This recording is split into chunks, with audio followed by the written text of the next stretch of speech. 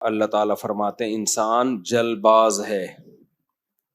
اذا مسہ الشر جزوعا، جب اس کو کوئی مصیبت پہنچتی ہے تو جزا فضا شروع کر دیتا ہے، صبر سے کام نہیں لیتا.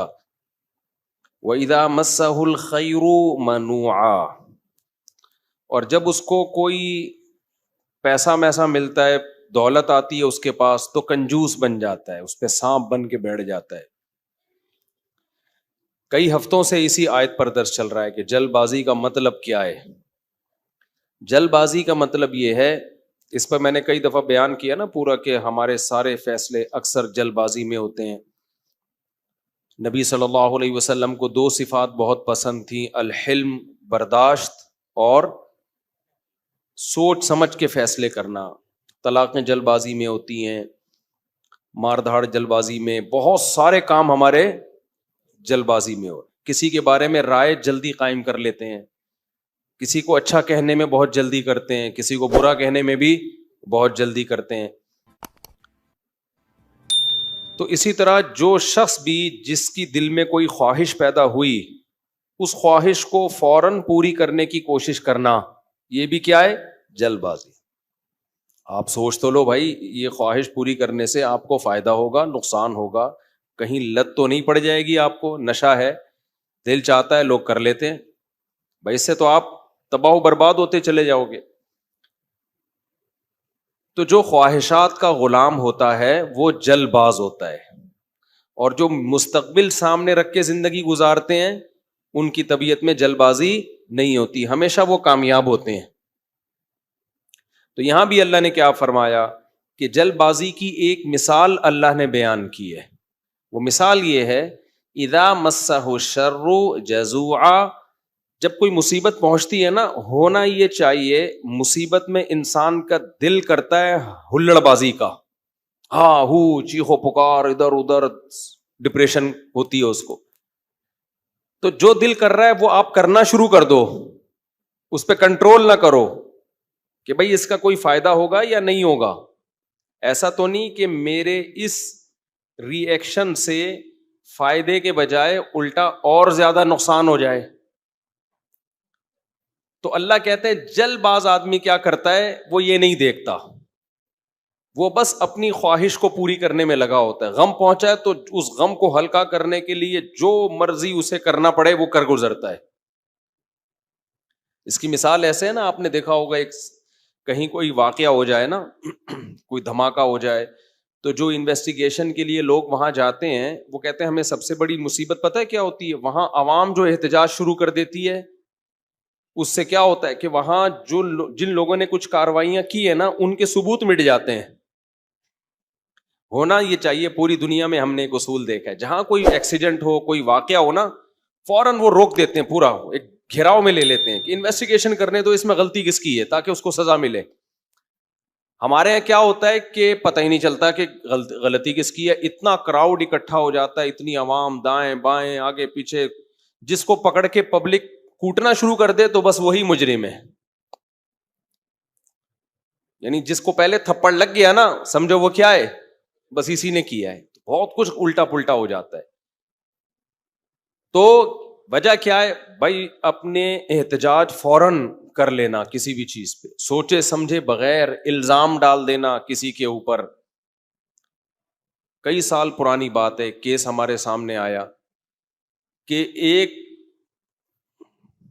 لڑکی کے نمبر پہ کہیں کوئی مس کال آ گئی. یہ گاؤں میں واقعہ ہوا تھا. اب غیرت مند بھائی تھا، اس نے دیکھا یہ کون ہے، دیکھا کسی لڑکے کا فون ہے، پہلے سے اس لڑکی کے بارے میں کسی نے اس کا دماغ، بہن کے بارے میں دماغ بھرا ہوا تھا، ہوتے اس نے کیا کیا، اس کو گولی مار دی. اب بہت پرانا قصہ ہے تو ابھی مجھے تھوڑے سے اس کے آثار باقی رہ گئے دماغ میں، پورا قصہ مجھے یاد نہیں ہے. بعد میں انکوائری کی پتہ چلا کہ جی یہ لڑکی بالکل بھی انوالو نہیں تھی، جس بندے نے کی ہے وہ گڑبڑ کرنے کی کوشش کر رہا تھا. تو اب کیا ہوا ہے کہ اچھی اس کو پتا چلا کہ یار میری بے گناہ بہن کو میں نے مار دیا، ٹینشن میں اتنا گیا ہے کہ اپنے آپ کو بھی مار دیا.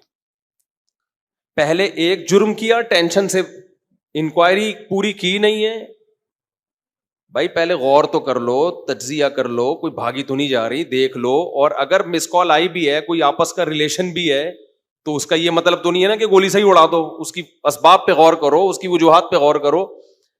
پہلے جلد بازی میں ایک کام کیا, ایک بے گناہ کو قتل کیا, اب جلد بازی میں ایک اور گناہ کر لیا, اپنے آپ کو بھی مار دیا.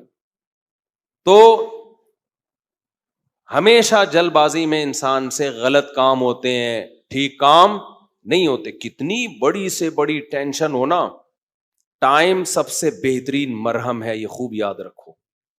جب میرے پاس کوئی پریشان آدمی آتا ہے نا, جس کو کوئی بہت بڑا غم پہنچا ہو اور اس کی حالت خراب ہو رہی ہو, میں اسے ایک بات لازمی کہتا ہوں کہ وقت سے بہترین مرہم دنیا میں کوئی نہیں. یہ ٹائم گزار لو, اس ٹائم کو کیا کرو, گزارو بس. جیسے جیسے ٹائم گزرے گا نا, حالات اپنے آپ کو خود ہی ایڈجسٹ کرتے چلے جائیں گے. یہ اللہ نے انسان کے باڈی میں ایسی ایک لچک رکھی ہے. میں نے ایک ڈاکٹر صاحب سے پوچھا, ڈاکٹر صاحب اب پین کلر ایجاد ہو گیا ہے, درد ہوتا ہے, لوگ ٹیکا لگاتے ہیں, پہلے زمانے میں کیا ہوتا تھا؟ داڑھ کے درد کی تکلیف کتنی زیادہ ہوتی ہے نا, داڑھ کا درد ہو رہا ہو, اب تو پین کلر کھا لیتے ہیں لوگ. تو کیا کرتے تھے, 2-4 دن کے بعد تو مرنے لگتے ہوں گے. انہوں نے کہا اللہ نے ایسا سسٹم بنایا ہے, پین جب زیادہ عرصہ چلتا ہے نا باڈی, یا تو وہ خود ہی باڈی اس کو کم کر دیتی ہے, یا وہ فیل ہونا کم ہو جاتا ہے. تو اللہ بھی تو ہے نا, اللہ کی میاں کا بھی تو ایک سسٹم ہے بنایا ہوا. جیل میں جو لوگ قید میں چلے جاتے ہیں, لمبے لمبے عرصے قید رہتے ہیں, جب وہ چھوٹ کے آتے ہیں بتاتے ہیں کہ شروع میں ہم 2-3 دن خودکشی کے خیال آتے تھے اس کوٹری میں, یار کیسے نکلیں گے, کہاں جا کے سر مارے. کہہ رہے ہیں 1 ہفتہ, 2 ہفتہ, 3 ہفتہ, 4 ہفتہ, اس کے بعد یوز ٹو. کیا ہو گئے؟ ایک آدمی 4 سال جیل میں رہ کے آیا, 4 سال. کہتا ہے 4 سال میں نے دھوپ, اچھا بھلا آدمی بھی بہادر آباد اور ڈیفینس کا جو لگژری لائف اسٹائل میں ٹائم گزارا. میں نام نہیں بتاؤں گا, بدنام ہو جائے گا بیچارہ, ایسا نہ ہو مزید کوئی رشتہ ہی نہ دے اس کو. مدیز اس لیے کہ شادی شدہ ہے. خیر اس وقت کمارا تھا وہ, تو وہ کسی شبہ میں اٹھا کے لے گئے اس کو. اچھا بھلا ڈیفینس یا بہادر آباد کا لڑکا تھا. بہادر آباد بھی اچھا ایک ایسا علاقہ ہے, لگژری لائف اسٹائل میں پلا, زیادہ ٹائم اس کا یورپ اور یعنی یورپ میں گزرا ہے. کسی شبہ میں اٹھا لیا اس کو. 4 سال اس نے دھوپ نہیں دیکھی. کہہ رہے میں جب اندر گیا ہوں نا, ایک پپو فیملی کا, برگر فیملی کا بچہ اندر گیا تو کیا حال, لیکن کچھ چیزیں سنی ہوئی تھیں, علماء کی تقریریں, کچھ صبر سے متعلق, کچھ ایک کہ بھائی جب مصیبت اللہ کی طرف سے آتی ہے اس میں اجر اللہ کی طرف سے. بھائی قصور تو نہیں تھا اس کا, اب یہ تو اللہ کی طرف سے مصیبت ہے. نبی صلی اللہ علیہ وسلم نے فرمایا ایک کانٹا بھی چبھتا ہے نا, اس پہ بھی اجر ملتا ہے. اللہ تھوڑی غافل ہے, ہر چیز آزمائش ہے ہمارے لیے. خوب سمجھ لو, اتفاق سے کچھ بھی نہیں ہو رہا. یہ جو ہم سمجھتے ہیں نا بائی چانس ایسا ہو گیا ہے, یہ ہمیں دیکھنے میں ایسا لگ رہا ہوتا ہے, ورنہ بائی چانس کچھ بھی نہیں ہوتا. جو کچھ ہو رہا ہے اللہ کے ارادے سے ہو رہا ہے. خوشی بھی پہنچ رہی ہے اللہ کے ارادے سے, غم بھی پہنچ رہا ہے اللہ کے ارادے سے. تو نبی نے فرمایا کہ جس کو خوشی پہنچتی ہے نا مسلمان کو, کافر کو خوشی پہنچتی ہے کہتے بائی چانس, یہ ہو گئے میری لک ہے, وہ لک کہتا ہے اس کو, لک ہے. ایک دفعہ میں ایک ڈاکومنٹری دیکھ رہا تھا, یہ جو کروڑوں اسپم ہوتے ہیں نا جو ماں کے رحم میں جاتے ہیں, جن میں سے ایک کو اللہ سلیکٹ کرتے ہیں انسان بنانے کے لیے. تو ڈاکومنٹری میں کسی گورے نے لکھا ہوا تھا کہ آئی ون دس میچ, یعنی کروڑوں خربوں میں یہ میچ جیت گیا. ٹھیک ہے, او بھائی تو نہیں جیتا ہے, یہ سلیکشن کس کی ہے؟ اللہ کی ہے. وہ کہہ رہے ہیں بھی بائی چانس ہو گیا کہ میں پیدا ہو گیا. بائی چانس کوئی بھی نہیں ہوتا, سب کس کا ارادے سے ہو رہا ہے؟ اللہ کے. اللہ نے تجھے پیدا کرنے کے لیے کمبخت سلیکٹ کیا ہے, اور اللہ پھر کہہ رہے نحن خلقناکم, ہم نے تمہیں پیدا کیا, ہمارا احسان ہے, تو اب اس احسان کا بدلہ دو.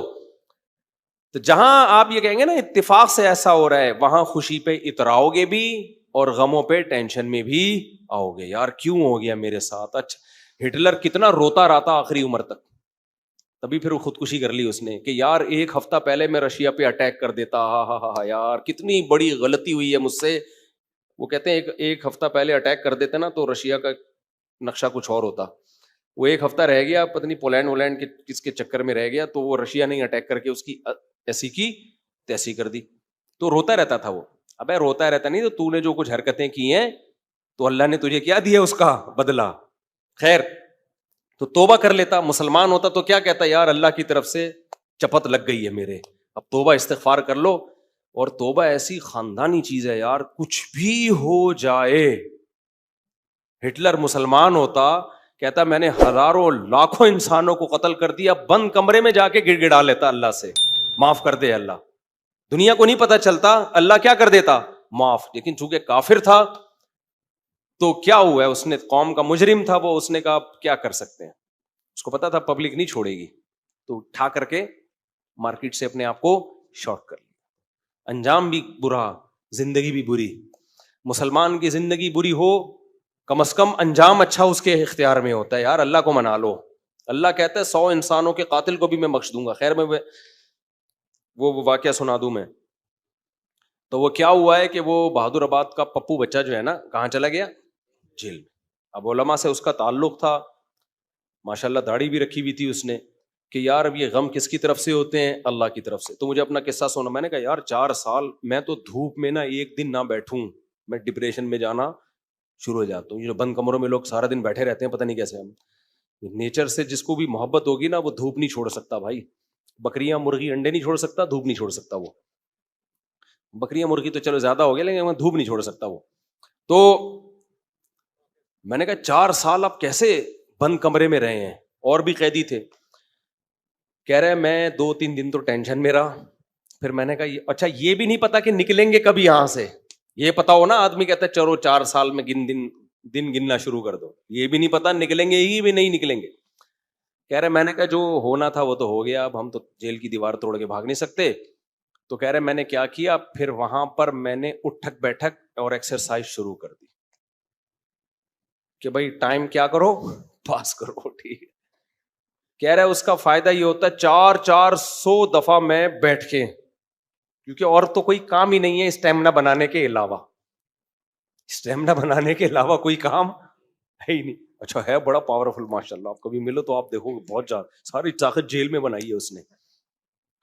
کہہ رہا ہے میں بیٹھ کے لگاتا تھا ان 4 پھر ڈپس لگاتا تھا, پتہ نہیں کتنے ڈپس لگا لیتا تھا, ایکسرسائز کرتا تھا. کہہ رہا ہے اس کا فائدہ یہ ہوتا تھا اتنا تھک جاتا تھا کہ مجھے نیند خاندانی آتی تھی. ظاہر ہے نیند تو 20 بیماری کا علاج ہے. ڈپریشن ختم کرنے کا سب سے بہترین ذریعہ ہی گہری نیند ہے. ڈاکٹر ڈپریشن کے مریضوں کو کیا دیتے ہیں, نیند کی گولیاں دیتے ہیں کہ سوتا رہے بس, پتہ ہی نہ چلے پی ٹی آئی آ رہی ہے کہ جے یو آئی آ رہی ہے کہ مسلم لیگ آ رہے ہیں, کہ یہ ٹینشن ہی ختم, اسٹیبلشمنٹ کیا کر رہی ہے چھوڑو.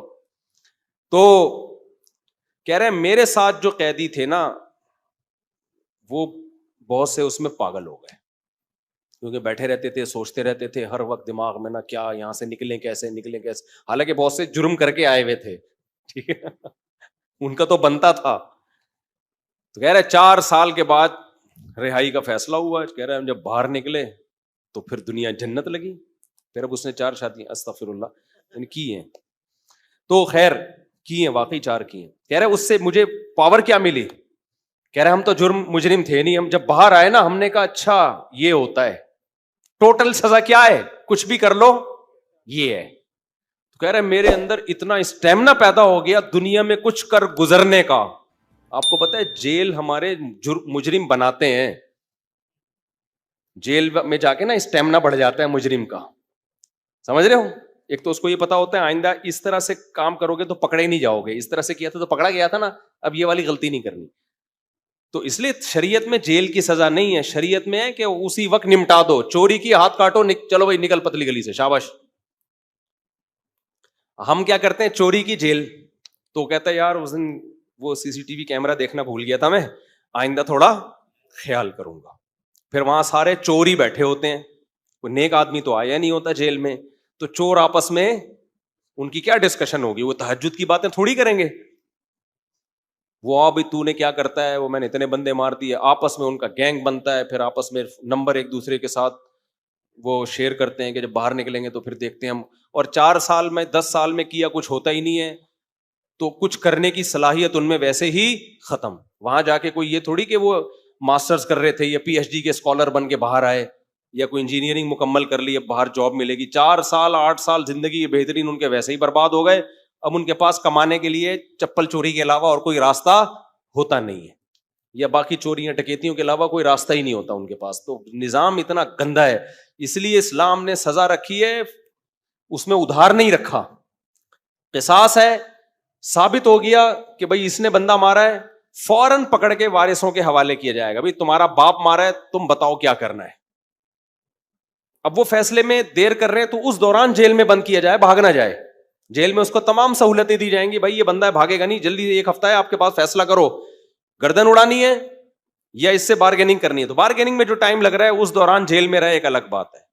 1 آدھ ہفتہ سعودی عرب میں ایسا ہی ہوتا تھا, آپ کا پتہ نہیں کیا ہو رہا ہے. قصاص اب 1 ہفتہ, اس کے بعد سر قلم کرنا ہے, چلو بھائی اڑا دو سر, اس کا سر نہیں قلم کرنا, پیسے لے کے چھوڑنا ہے, پیسے لے بھائی, اور جو بھی رہن کے طور پر اس کی پراپرٹی رکھوائی, چل بھائی نکل, ختم. ہماری عدالتوں پہ بوجھ کتنا ہے دیکھو, 20 سال پرانی فائلیں جج کے پاس پڑی ہوئی ہوتی ہیں. اسلام میں قصاص ہے. دانت توڑ دیے, ٹائم نہیں ہے بھائی, کون سا والا دانت توڑا, یہ والا, اب بتا دانت توڑنا ہے اس کا. دیکھو نبی صلی اللہ علیہ وسلم کی خدمت میں کتنا زبردست واقعہ ہے. حدیث میں آتا ہے, حضرت انس رضی اللہ تعالی عنہ کی جو پھپھی تھی نا, کس کی, حضرت انس ابن مالک کی پھپھی. حضرت انس نبی کے خادم تھے. ان پھپھی نے اپنی باندی کو مکہ مارا یا تھپڑ مارا, تو وہ باندی کا دانت ٹوٹ گیا. جو لونڈی تھی نا باندی, اس کا دانت ٹوٹ گیا, صحیح ہے نا. تو نبی کے پاس کیس آیا, تو آپ نے فرمایا اللہ کی کتاب کے مطابق فیصلہ کروں گا. تو کتاب اللہ تو یہی کہتی ہے دانت کے بدلے دانت. تو اب بڑے مسئلہ ہو گیا کہ بھائی یہ تو اتنے خاندانی لوگ ہیں, اور باندی یہ تو لونڈی ہے, لونڈی کا دانت ٹوٹ گیا, ملازم کو تھپڑ مارا, دانت ٹوٹ گیا, تو اب سیٹھ صاحب کا بھی دانت توڑا جائے کیا؟ گوروں کے ایسا کوئی قانون نہیں ہے. اسلام میں کہ بھائی دونوں انسان ہیں, تو دونوں کے دانت کی سیم ویلیو ہے.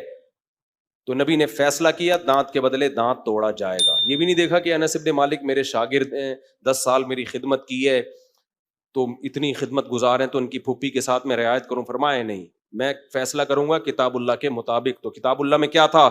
دانت.